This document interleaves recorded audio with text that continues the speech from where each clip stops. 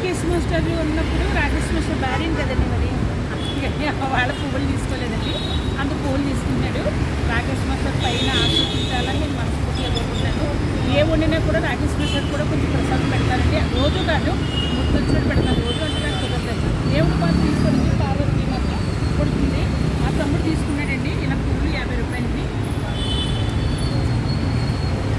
అలా ఇంకేమన్నా మాట్లాడు. ఈ పువ్వుల తల్లి కూడా పసుపు పూజలతో నిండు నూరేళ్ళు చల్లగా ఉండాలి, వ్యాపారం బాగుండాలి నేను మనస్ఫూర్తిగా కోరుకుంటానండి. ఓకే, చల్లగా నువ్వు యాక్షన్ చేయకు వస్తున్నాడు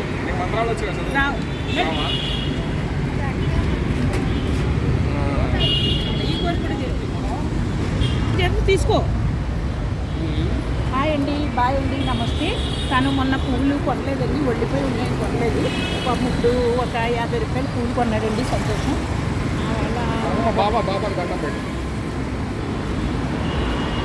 బాబా కనిపించినప్పుడు మనం దండం పెట్టాలి ఎప్పుడైనా. తమ్ముడికి కూడా లాభం వచ్చేలాగా, నాకు లాభం వచ్చేలాగా, తమ్ముడికి గమ్ముని మోండేలు పడేలాగా ఆస్వాదించిన ఆయన సాయికి బిర్యానీ కొనుక్కున్నప్పుడు నా వీడియో చూసినాడు, డబ్బులు ఇచ్చేలాగా ఆడు బుర్రలో టంగు మన కొట్టిన ఆయన నాకు డబ్బులు ఇచ్చేలా. నీ బిర్యానీ బాగా నడవాలని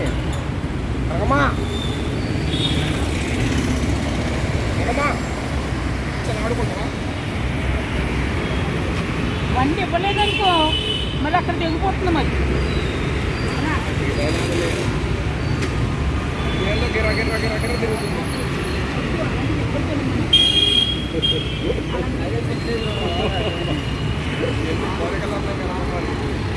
అసలు ఈ కోరికలు ఎక్కడి నుంచి పుట్టి నేను చెప్పు.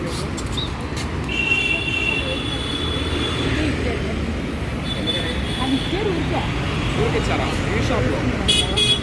అదేంటి పానీపూరి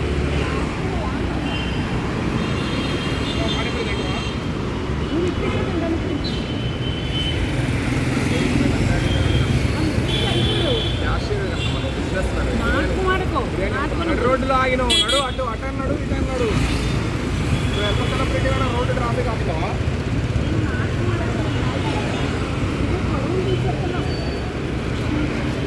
నీకు పేరు పెంచుతున్నా కనకమ్మ నేను. పాప పుడితే ఫస్ట్ తొలిసూరి పాప పుడితే ఇలాంటి ఫ్రాక్ కొనిస్తానండి నేను. ఈ షాప్ కూడా అందరూ వచ్చి తీసుకోండి, మంచి మంచి ఫ్రాక్లు ఉన్నాయి, చావుగా రేటుకి ఇస్తారు. షాప్ పేరు చెప్పు.